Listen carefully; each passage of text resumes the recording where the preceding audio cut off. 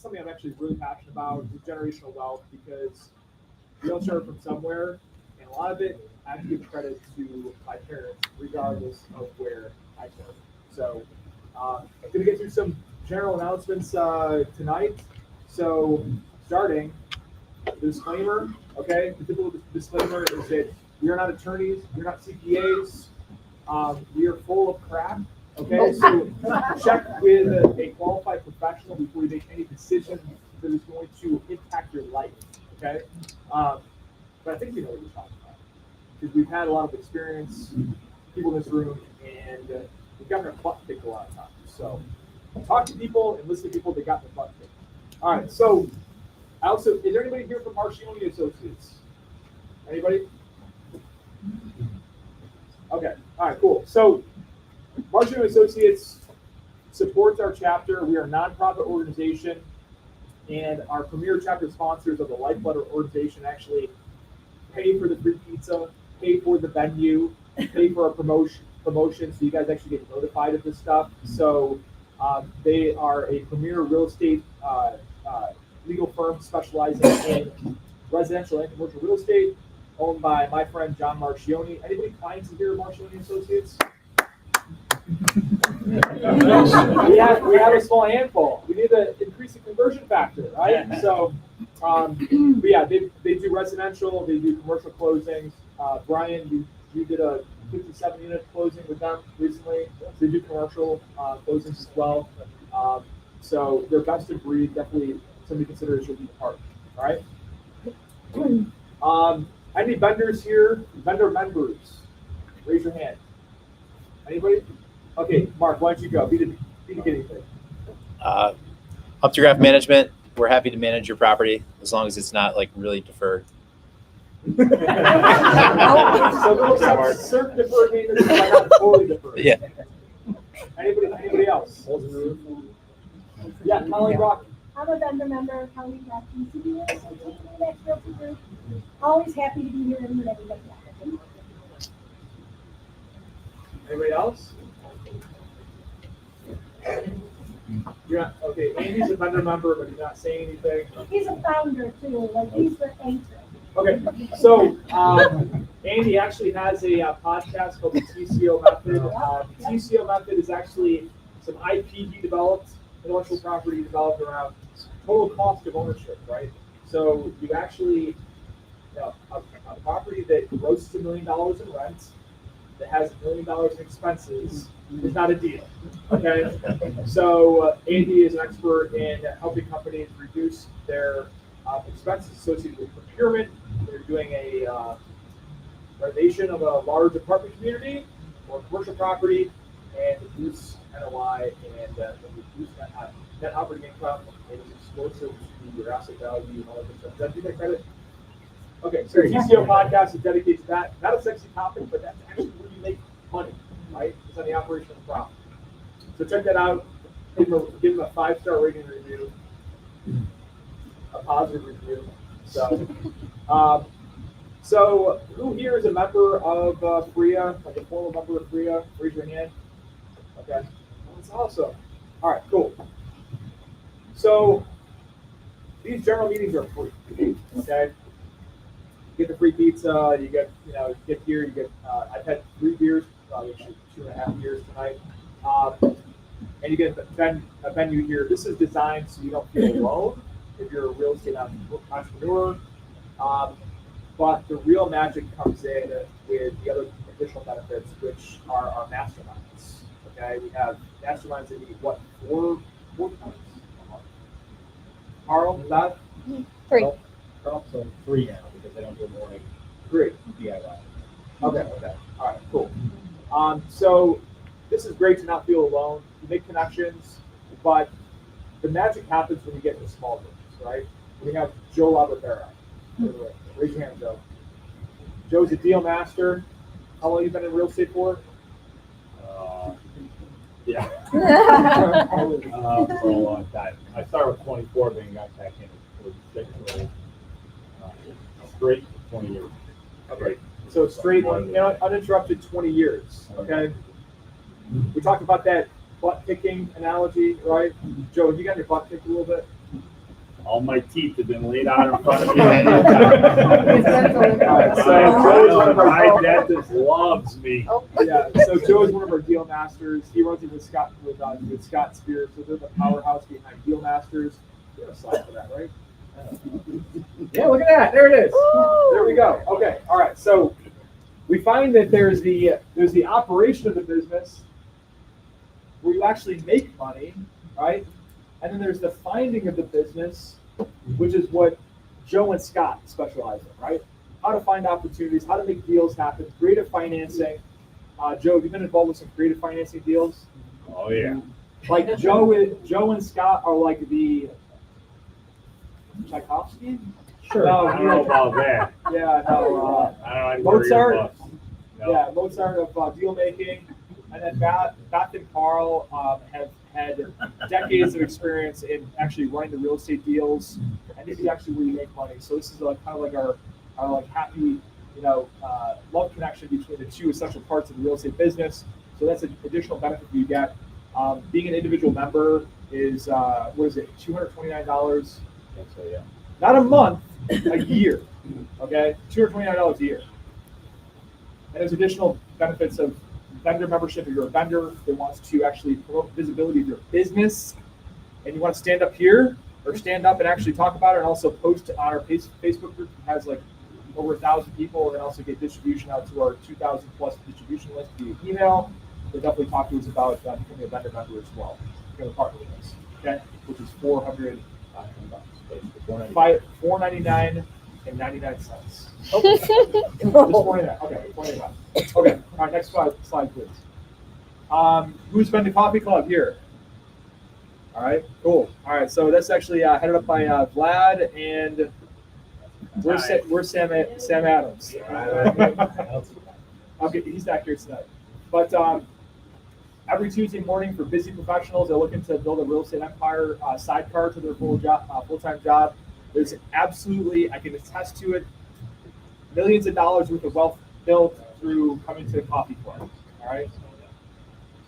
We actually have one of those that actually, built $1 million wealth within one deal. Okay. That are sitting here tonight. I'm not going to name names. All right. Rockwire. Who's been to Rockwire before? I know there's been some Rockwire people. Okay. This is Tim Rice, who's here. Can you raise your hand, Tim? Right here. Okay, yeah. Went to Rockwire. It's like I didn't know it was women in real estate. Yes, right. So, Mea culpa, place. mea culpa. That's all I can say. But it's the same thing in terms of being in the smaller rooms. Women, unfortunately, are not represented well in the real estate investing space. So Kayla and Becca run this group so that we're all about not being alone, not feeling to being alone, right? Because sometimes there's times before I joined in FRIA that I felt like I was in a cave on Mars with my eyes shut, my fingers in my ears, like that moment. Okay.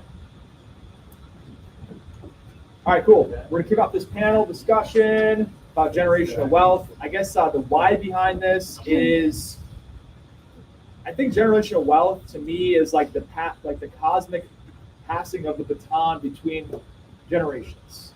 Okay, and we brought on a panel of experts that use their own strategy, and we want to learn about like what they do specifically, and where they started too, because like they started from somewhere.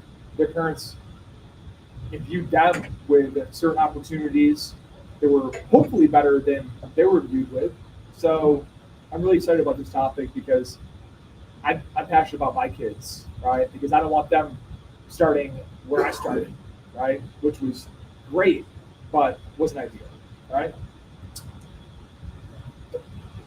All right, so our first panelist, who knows Orlando Ortiz here? All right, definitely. Orlando is president of the Puerto Rican Festival, so get your, are they selling tickets yet for that? Not yet, soon. Okay, all right, awesome. Thanks for the plug. Orlando is proof that superheroes don't necessarily have to wear capes. He's a volunteer at many boards of nonprofits around our community, and has an impressive real estate portfolio, has a third-party management company, and assets under management of about $8 million. Orlando is, basically starting from I don't know, you were in the mountains in Puerto Rico thinking about real estate, right? So definitely testament of with the right support system, the right support from family and friends, and that's everything you can accomplish amazing things. So thank you for being on our panel. Brian Buxton is a family man, and we got damn, this is really wordy. Okay, I'm just gonna talk from the heart here. I shortened them already. Jackson wrote this. Yeah, 4.0, not 3.5. We upgraded. So Brian, I actually met at Coffee Club back several years ago, and I've seen him grow from small multifamily to doing some huge commercial deals. And now he's in commercial multifamily. Most of recent deal he closed on was a 57-unit deal. His son Andrew is actually here today, and this is generational wealth. So I'm glad that you brought your kid around and to hang out with us tonight. So.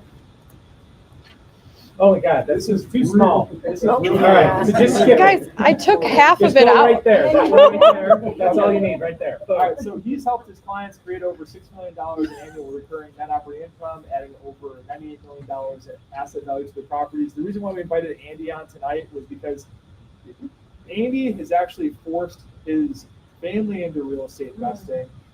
And have you done a deal yourself? You have. Okay, which one? Oh, Joe? Okay. But your kids have done more than Well, yeah, Liam. Yeah, he started. Scott's actually on a different deal. So, Scott's got some of Liam's money. Yeah. Liam was in 7 at the time, I think. Absolutely. So so Andy's kids are going to do more real estate than he's done. So That's the goal. Colleen, and I called it Brocky. Okay. It's my husband's name, sorry. Yeah, Brocky. My main name was a lot easier. Okay.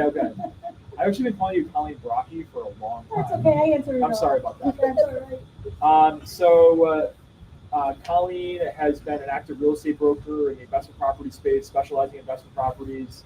I've actually, what was the book that you're, oh, she brought copies of it. So, is it your dad's book? Yes. Oh my God.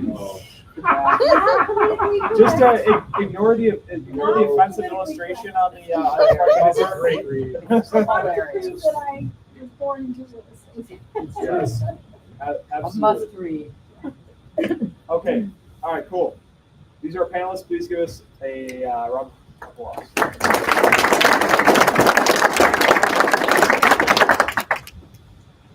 All right. So I kind of want to start out with I'm curious as to where you guys started and kind of where your parents kind of passed the baton to you. And I think your origin story is really important in terms of how you started, so we can get an understanding of where you have are starting to pass the baton to your family. Okay, so I don't need to ask the question on my podcast. I asked you were born and now you're here. What happened in between? But something like that. If you ran into an old friend you hadn't seen since high school and they asked you what you've been up to since then and what you're doing now, what would you tell them? Let's start with you. Oh, Hey. all right. Andy, yeah, grab the mic and when somebody's talking, just pass it. It's on, yeah. All right. So let's see. From high school. So that lumberyard I was working at senior year, I did 11 years there, and I was their youngest store manager in history. 23 years old. I had my own box, and I was headhunted by the Home Depot at 28 to be a district manager, and I did that and for 11 years. And then I went to work someplace else and ran sales, and now I'm a consultant. There it is. Yeah. That's from there to here. And it's all real estate all the way. So, been good to me. I've had great opportunities because of it. Darn it. We got a half hour. We got to do this. Yeah, and maybe let me rephrase that. Can you give me a combination of that and you were born, now you're here? Where did you start as a kid? Okay, so I was an oops My closest sibling is 17 years older than me. I have another one who's 20, and my sister passed on would have been 23 years old. I was raised by Depression-era parents who died penniless, actually. So doing things the right way for my family, my kid, has been extremely important. So trusts for everything, LLCs, business segregation, risk management, the whole 9 yards. I was very fortunate because, again, that career, when I got to Home Depot in 2007, part of my pay package was granted stocks. My first 110 stocks were $22 a share. Anybody got a cell phone? Want to look up what Home Depot stock is right now? 374 it was the last time I looked. And that was pretty much why I'm sitting here now, doing hard money and doing other stuff, is because I was very fortunate to get hundreds of stocks given to me every single year with a company that 20-fold increased the value of those. So I was in a good place, right? Not everybody's that fortunate. So it's about insulating my family from the same kind of mistakes, because I was the idiot that worked a six-figure job and lived it that way. So going out on my own, taking a $98,000 pay cut the first year was definitely eye-opening. I don't suggest it for everybody. It's a little rougher than I anticipated, but we got through it. So. Nice. All right, Brian, what about you? Where do you start? So where I am right now, is I am the idiot in that six-figure corporate job, trying to get out of it. So we'll start at the end. But where I started was born and raised in Buffalo, New York. Two parents that worked hourly wage, blue-collar type jobs.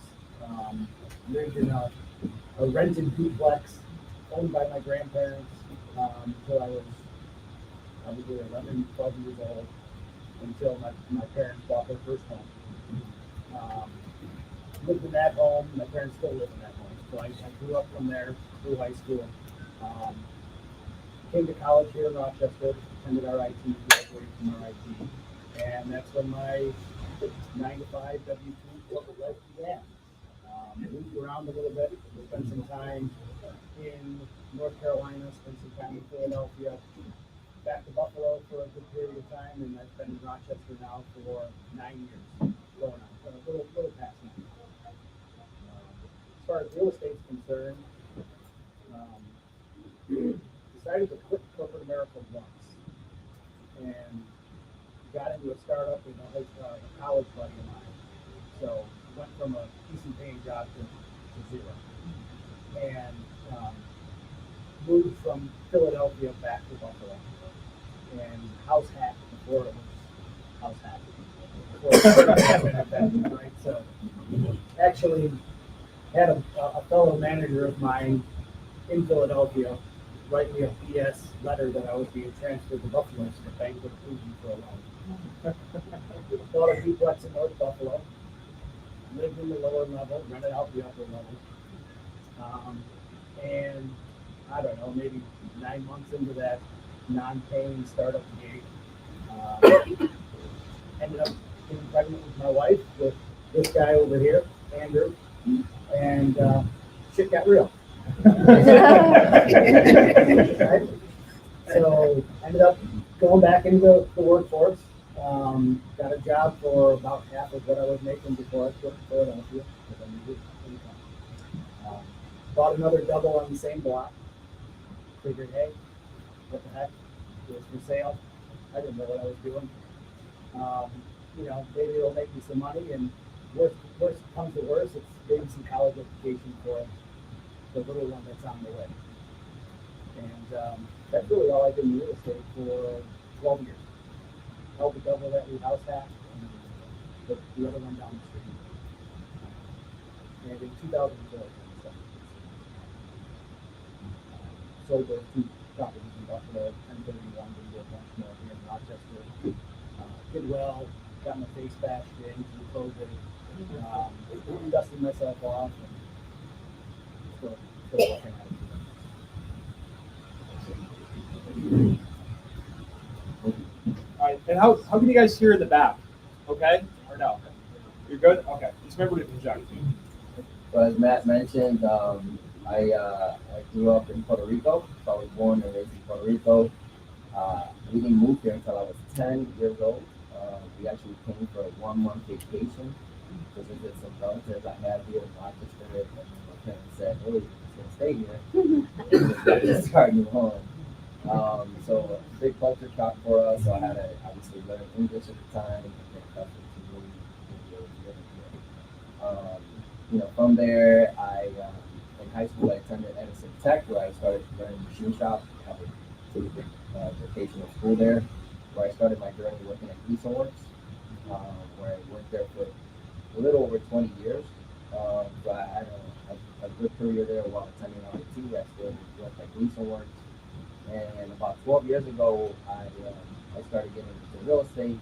I'm not sure that a little bit later on as to how I got into it, but long story short, last year I quit that job, Gleason Works, and left that career to pursue portfolio building and growth, and also managing my property management company as well that has grown significantly in the last 3 years. So I'm full-time in real estate now, and I'm enjoying it still a year later. Not looking back at my corporate life. I will say, obviously, because of that corporate life, it gave me the opportunity to do where I am today. I leveraged that, that career. I don't regret doing so because I don't know what I would have done, but I leveraged that career to be able to get into where I am today, portfolio-wise and financial-wise.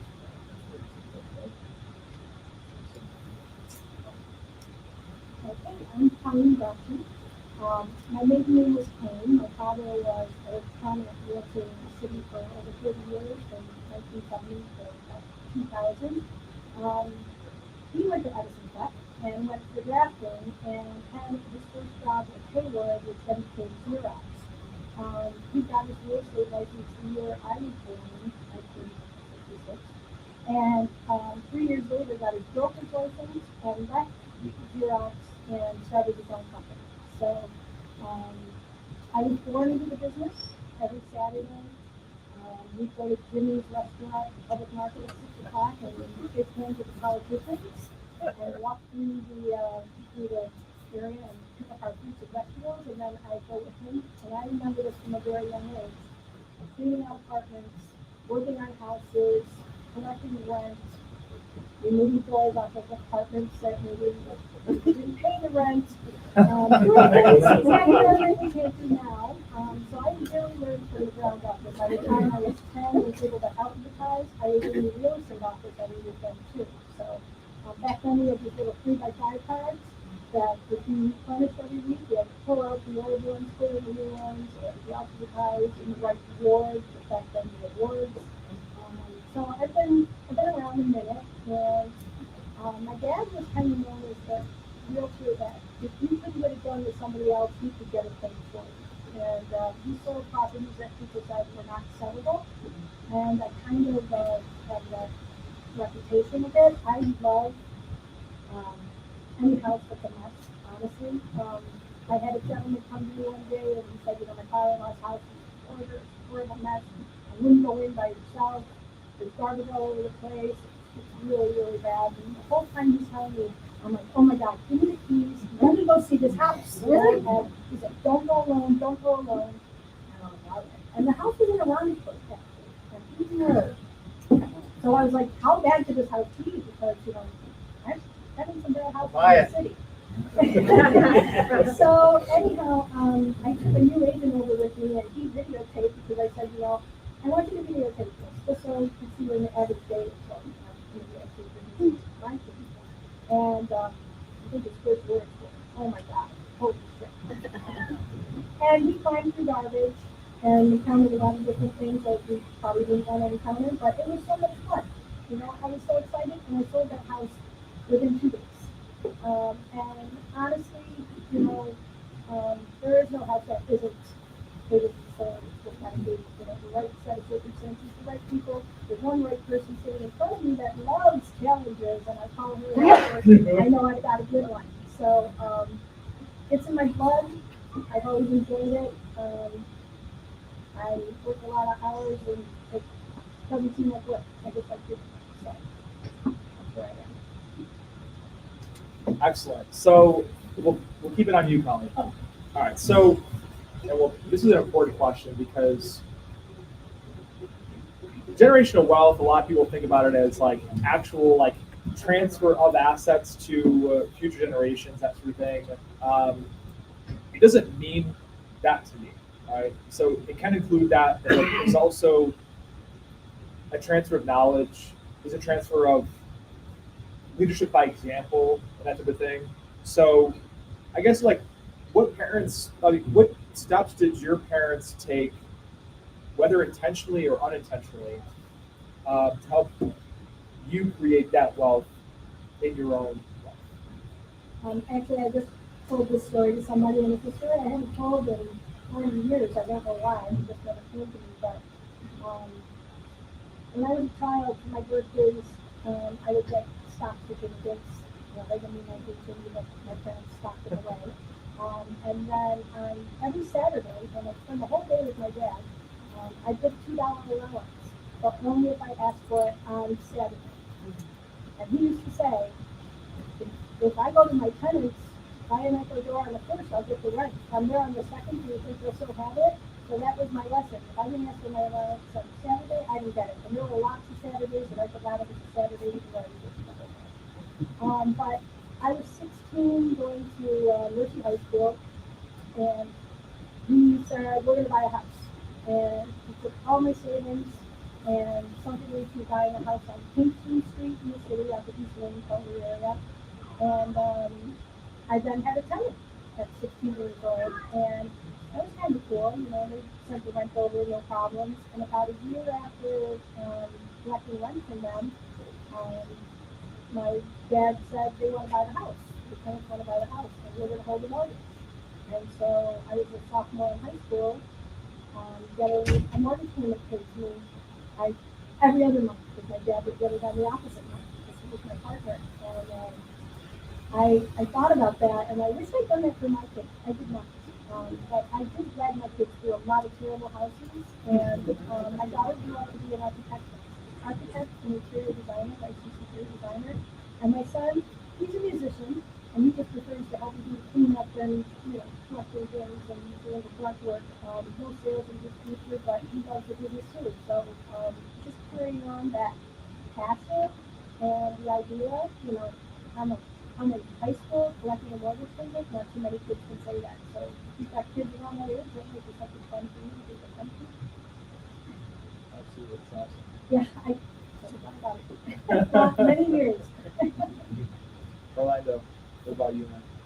I would say for my story, my parents didn't have the financial means to pass on or generate that generational wealth piece to it, but I like what you said, that there's more pieces to generational wealth than just the financial piece. A few things that they instilled in me was, being community driven, helping others that, maybe following in the footsteps, being philanthropic as much as you can, and that came forward. So as you mentioned in the intro, I'm involved in like 6 different boards here locally. Each one of them I have a passion for a specific topic that I can involved with. So for me, it's that knowledge transfer. My son's back there, he's 10 right now, waving his ass. So I look at at his age, I was going to Puerto Rico, right? Like you said, mom is in Puerto Rico, and I look at him now as to how fortunate he is now to we are. I guess we're going to pass on more information that I didn't know. So my brain is more about that. The morals that we explain to people. So there was that.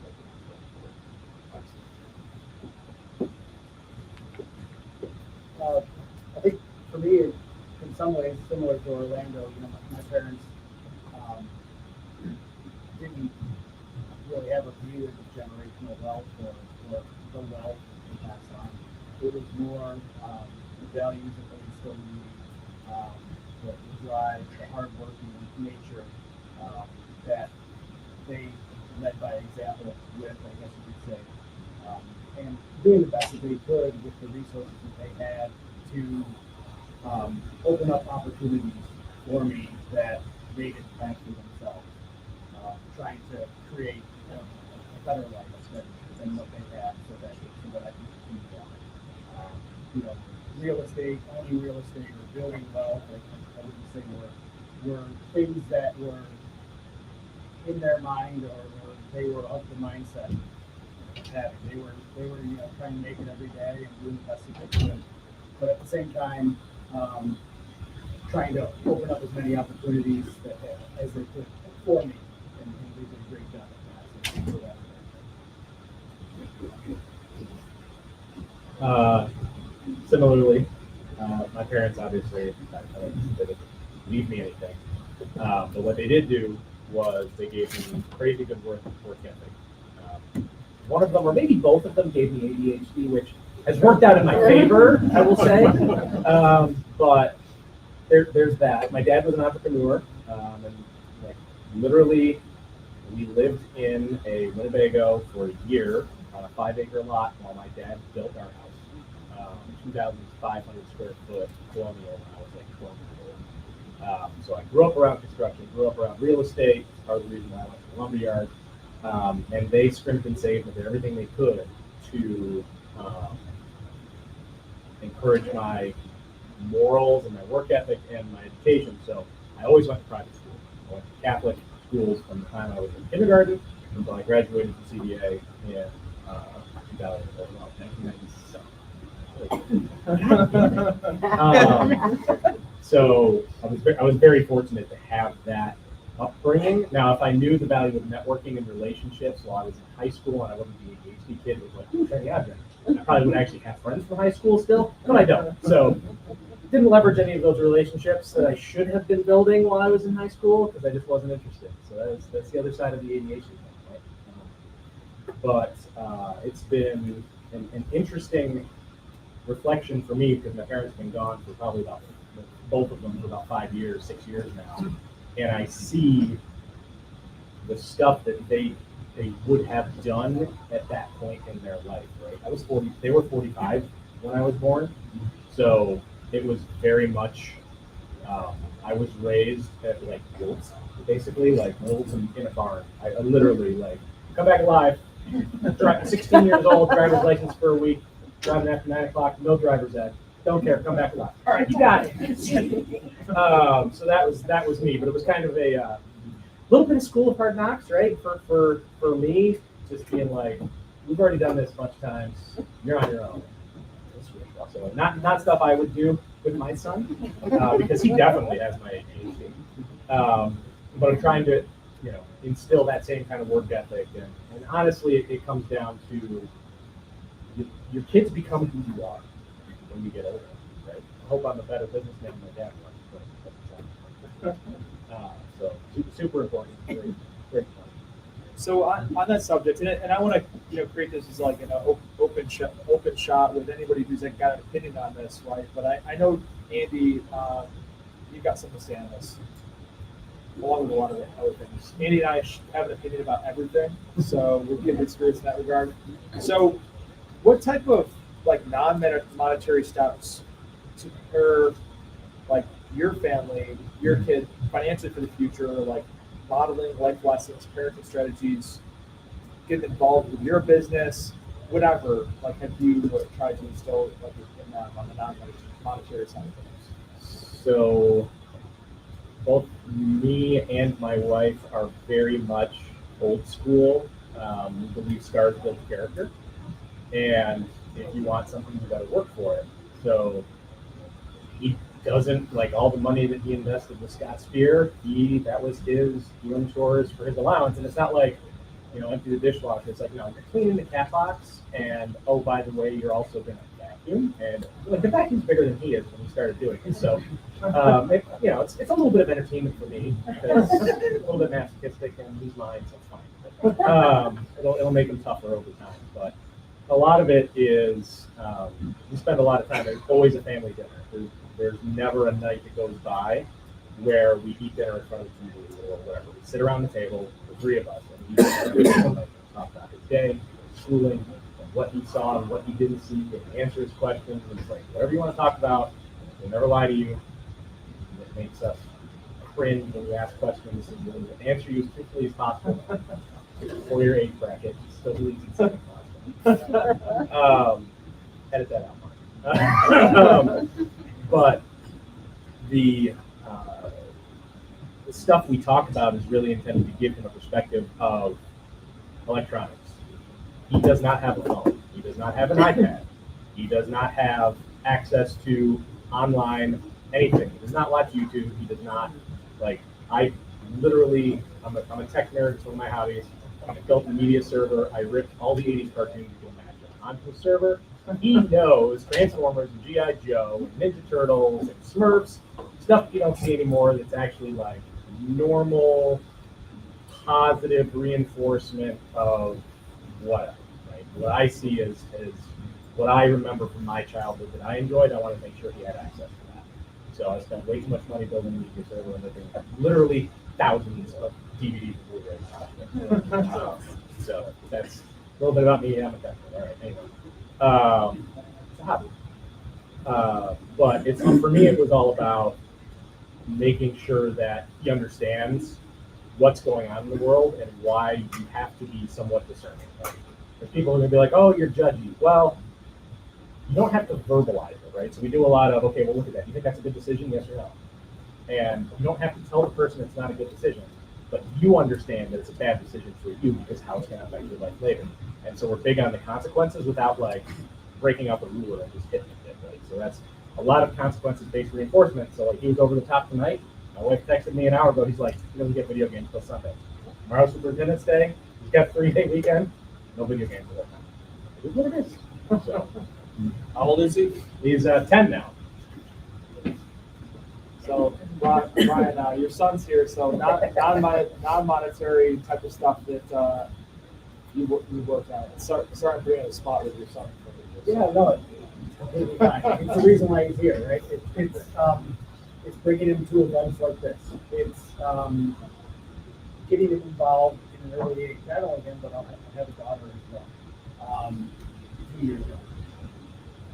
And just, I don't know, for me, from a non-monetary perspective, I grew up, as maybe a lot of people did, with the programming of go to school, get a good job, put money in your 401k, and hopefully it does okay, and you're happy. I've been trying to break that cycle and that mindset within myself for the last several years. And I still fall into it. I'm guilty of it. But trying to model something different for my kids. Showing them that there is a different way besides the traditional path of go to college, get good grades, get hired by the man, hopefully you don't get laid off, and only focus on that. And stay in the office as long as you can. Maybe you'll get a promotion and they'll give you another 3% on top of your 2% raise. But that's what happens. So trying to just open the window or open the door to them that there are other options besides that traditional path. That, I'm 49 years old. Until I was 40, I was pretty locked in. I had no idea. Right? Like, yeah, I can't wait to get there. And I've gotten a handful of promotions, and it's like, maybe I could buy another pack of baseball cards. and I get to put another title on my business card. Lost its luster after the first 3 or 4 times I did it, right? So just opening the door to other opportunities, and it doesn't have to be real estate. I mean, that's what I chose. But I'm just trying to make it a normal pathway within our household to think outside the box. And trying to do that in my actions through, dragging them along with me, first time we might have dragged you, and then from then he asks and wants to come on his own now, so that's cool.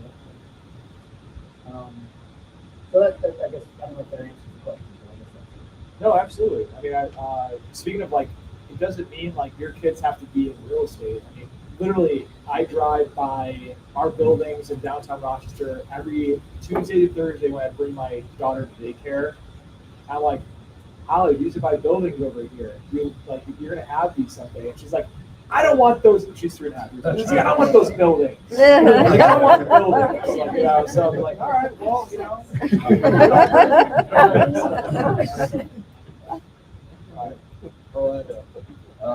I would say on my end, I mean, he's 10 years old now. I'm starting to be able to do a little bit more than I used to in the past. But during COVID, I actually bought a cash flow game for kids. And we were stuck in the house, so we were playing the cash flow game quite a bit. And for him understanding the assets like they're going to be some things of that nature, but just teaching them the value of money, right? That's important, right? Regardless of if it's in real estate or not, that's an important aspect to have. I never grew up getting allowances, so I don't believe in allowances myself. So I don't give any allowances. We don't give any allowances that I'm aware of, right? I don't know. But one of the things, and I share a couple stories. One time we wanted a new iPad, and we were like, all right, then you gotta come up with the money, right? So over time, we started collecting coins. So we would go to people's families, we were family gatherings, and we would come and collect the coins, and eventually, he would give them to my mom. That's one thing my mom, when you take them in, she takes all those cans and gives them the money. But eventually, we had a thermometer, and eventually we got to the point where he got enough to buy an iPad. And at that point, he didn't buy the iPad. He was like, I don't want to spend all my money on an iPad. So, I felt good, or we felt good, because, even though we had no funds, we chose not to. We bought other stuff with it, but we were able to save some cash, but so understanding the value of savings was very important, right? I sometimes would take them to, some of the houses to just see what I'm doing. And I can see the little things that over time, reputation kind of, makes habits. And he'll say, like, yeah, that window needs to be fixed, and this door doesn't close right, or something like that. And those are the little things that I see that he's paying attention when I'm taking him places, or if the few times that I've actually collected, still collect cash. He'll say, wow, that's a big pile of cash that you're getting. And I'm like, no, I explain to him the process of why I'm collecting this cash. Or like Matt said, we're driving, some of our properties, they'll point out, hey, that's your building, right? Or if I say, hey, I gotta go see this property, they'll say, which building? Or describe the building or this property. So those are all those little things that I think, over time resonate with him. And it's not me taking him to every single apartment because I don't feel comfortable doing that in some of the places. Given his age. But the ones that I do take him to, over time, I feel like I'm going to take him in, and eventually, like, get them done. I think they're going to stay tight. Not just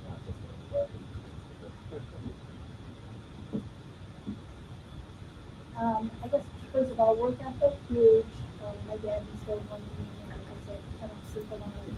But he said this thing because he was doing it, and he did too. He was a work hard, play hard kind of guy. He loved their parties, he loved friends, and that was the life for him. But he didn't really have a good retirement for his life.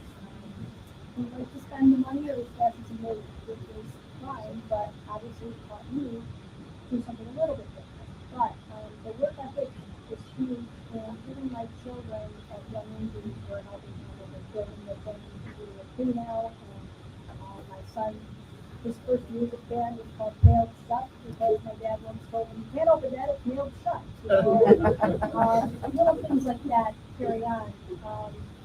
In 2015, my husband, 25 years, and my father died within a couple days of each other, and we buried on the same day. And that day, it was a pretty rough day. I didn't know if I could support my whole family, all by myself. And a lost my dad, he was my mentor, and, my husband, of course. And it was really difficult for me to comprehend that now I had to take care of my mom, my kids, and work them.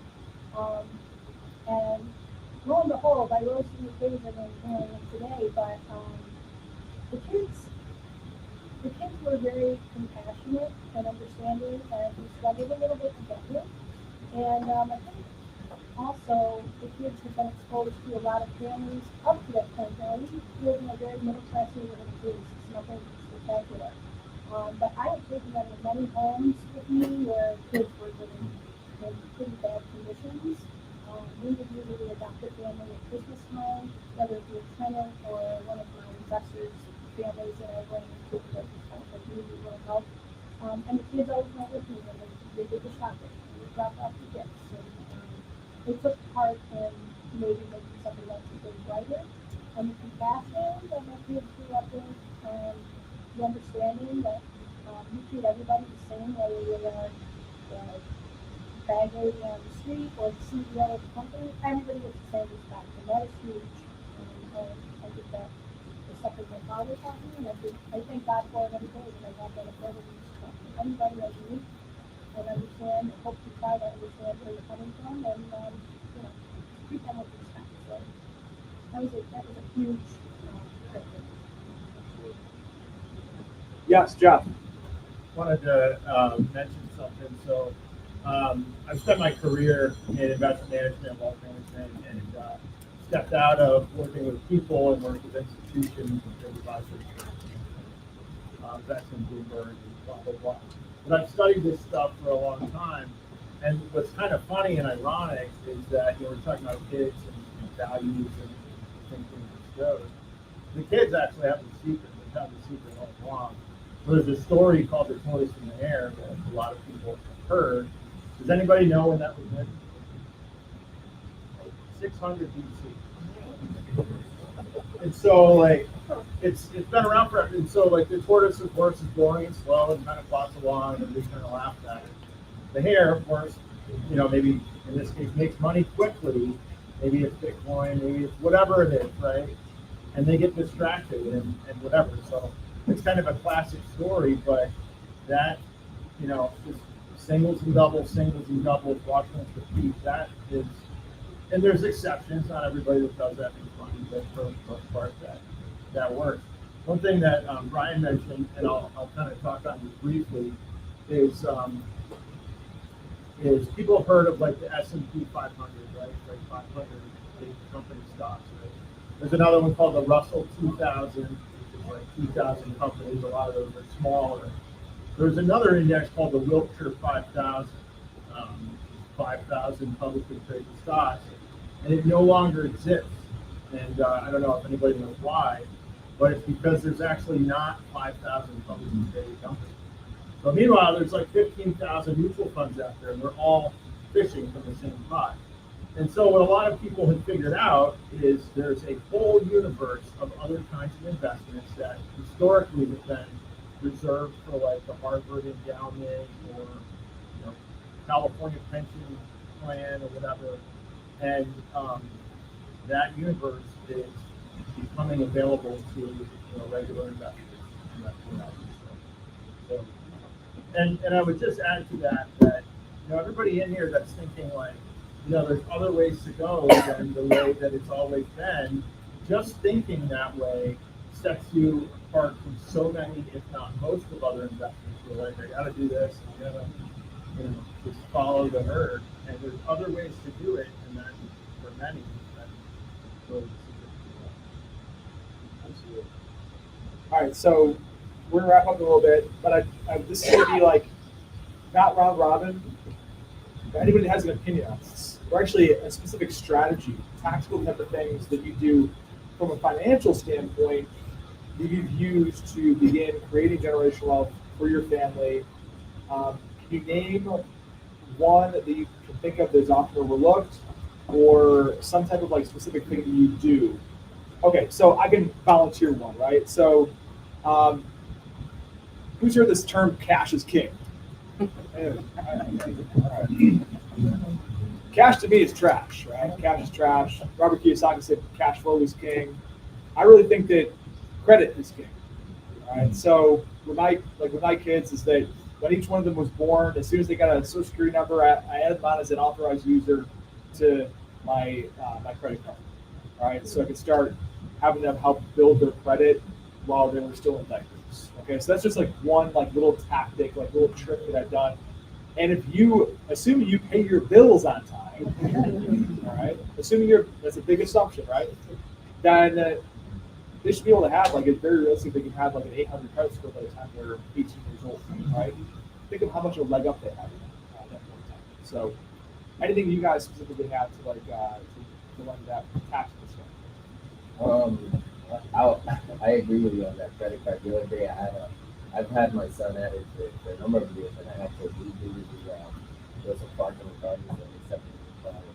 And I got two of them, one for myself and my son. And my wife goes, "He has a credit card?" I'm like, "Oh, I did that a long time ago. I got it in my drawer. Like, he doesn't use it, so it was news to her." I'm like, I can work it all the time. But I think for me, it was more of a mindset. So when I was like 16, I had a mentor that had said, "Hey, start putting something into a Roth IRA." And at the time, it was like, I don't know, $5, $10 at the time into a Roth. And, it wasn't really much, but it was more about the mindset of putting something into something, right? That would eventually generate cash or higher returns. And over time, I just kept increasing that. So for me, it was, people often think, with real estate, just because I bought a 22 unit this year, now somebody else has to buy another 22 versus they didn't see the first double that I bought, 13 years ago, right? To see what we bought now, or something on the finance side. So somebody sees you got $1 million in draw versus, just start somewhere, right? So for me, it was more about just start somewhere, which I think that's the biggest player that people have is just that fear, right? Buying the first project. Investing in something for the first time that's getting to what I would do. But again, it's that mindset. But once you establish a habit, then it just kind of becomes a better financial living or investment.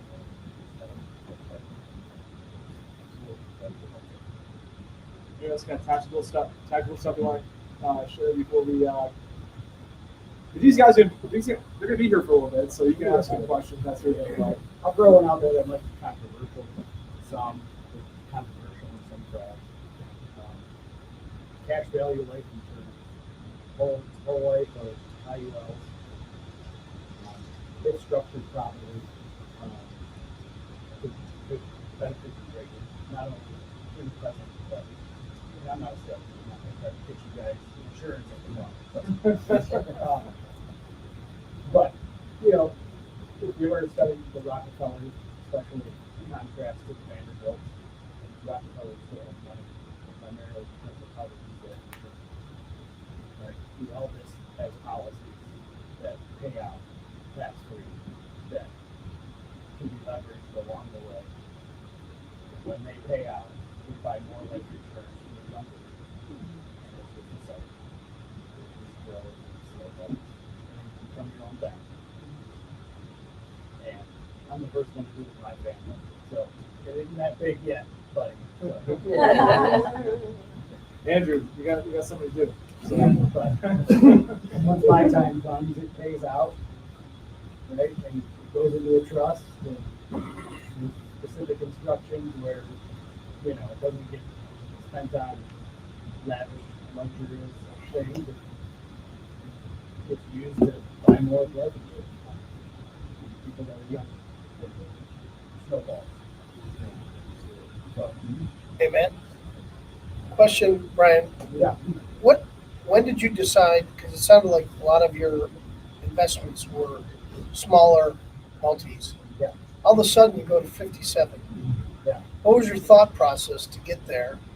And was it opportunistic? Or what? Sorry? I need to get out of my job and it's not happening fast. Ah, got it. Okay. All right.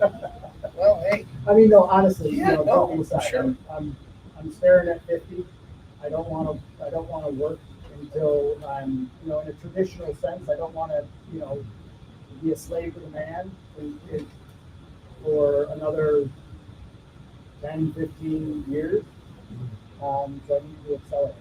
And I was doing fine, buying singles, doubles, triples. It just wasn't happening fast enough.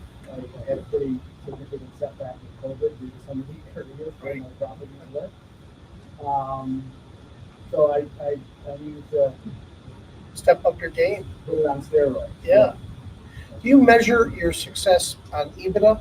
Is that a metric that, no, not at all? I mean, not in the sense of EBITDA, definitely NOI. Right. I look at NOI. I look at return on equity. As equity grows in a property and the cash flow is similar, your return shrinks, and then you got to start thinking about what to do. Yeah. Refinance or sell and move that money elsewhere. Right. But those are some of the things that I look at. Andy, you got a comment? I don't know if I do or not, but I will say, I was, again, technology guy, early adopter to like doing tax returns online. So I had somebody in China who filed my tax return for me after I'd already filed my tax return. At the time, I was filing in February, so it was like, they called me and they're like, oh, by the way, somebody in China tried to file your tax return for you. I'm like, oh, good. So they have my social, my wife's social, my kid's social. They have all the information, all my jobs, all the security stuff, all that crap. So since that point, the IRS has issued a PIN. The best thing you can do to avoid fraud is to go on to all 3 credit bureaus and freeze your credit. It is a pain in the butt when you're trying to open accounts if you're doing stuff a lot. So once a year, I unfreeze for a week. I do all the credit crap I need to do, and then I freeze again. But it keeps us safe from having crazy people. And I put fraud alerts on too, so I do like a 7-year fraud alert. Anytime someone tries to open an account in our name, they have to call the house phone and say, do you apply for credit? Yes. So just stuff out there. If you're doing stuff online, you're doing business, like TurboTax will never admit that it was them that got my tax return out into the dark web, but it's the only way it could have gotten there, okay? That's all I'm gonna say. I mean, this is 10 plus years ago. This is shortly after my son was born. So lock your stuff down, keep an eye on it, do the credit monitoring thing. Like, there's so many people who've been hacked. You can find a place accidentally that will give you credit monitoring for free. Like, if you do business anywhere, you can probably get it for nothing. Because they've all been hacked. All your stuff is out there. So lock your stuff down. And anybody who's at retirement age or getting close to it, for the love of God, do a trust and familiarize yourself with the 5-year look back, because it will crush you. It will crush your family, because they're going to expect a nest egg, and if you go to a home, Medicare takes everything, even if it's in a trust, unless that trust was established 5 years prior to the date you go in. So get a good trust and estates attorney, work with them, build a plan, and start before something happens. You could stroke out, have a car accident, do whatever. If you've got kids, you need to trust them now. Figure it out. That's it. All I'm done that. We're out of time. We just have one more announcement. Can we give a round of applause to our panelists?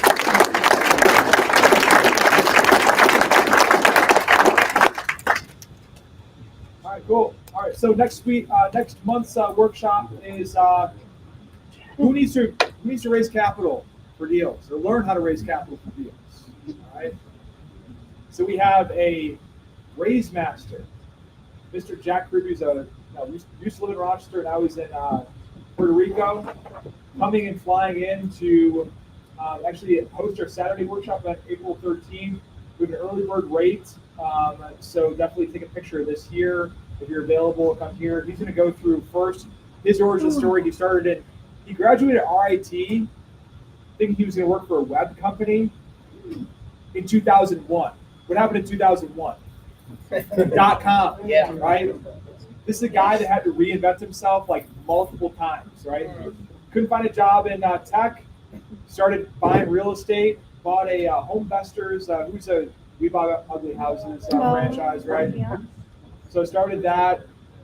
Built that empire. And then 2007, 2008 hit. Got his ass handed to him. Started trading actually notes, private mortgage notes on Wall Street for a hedge fund, managing $3 billion worth of note transactions, and started his own actual like real estate investment fund. So he's going to come in and teach everybody that comes to that workshop, like how he does it. He's coming here just volunteering. He's not selling a program or anything like that. He's going to actually just give the secrets of what he uses to raise the millions of dollars of capital he does in his business, and also give case studies in terms of like some dry pitches on pitch decks he's done with larger deals that he's done. So, and this is for members, it's like $50. For non-members is like $89, but it's only good until the end of the month, and then it goes up to like $129, I think. Maybe $139, whatever, it doesn't matter. So it's gonna be downtown at 3 City Center. Breakfast will be provided, and after it's done at 12 o'clock, we're gonna walk over to Dinosaur Barbecue. It's like a stone's throw away from there, and I will the happy hour, some Saturday day drinking and barbecue. So definitely make sure to register for that if you're interested in how to grow your business without having capital as a power. So is that it? Okay. Oh, and then he's actually going to be doing, if you can't make the Saturday workshop, he's going to be doing a quick 30-minute thing talking about capital raising on Thursday, which is on, what's 13 minus 2, 11, right? I'm just kidding. So on the 11th, he's going to be doing our general meeting as well. Quick 30-minute presentation if you're not able to make it to the Saturday workshop. So thanks for coming tonight, guys, and look forward to see you next month. All right, What?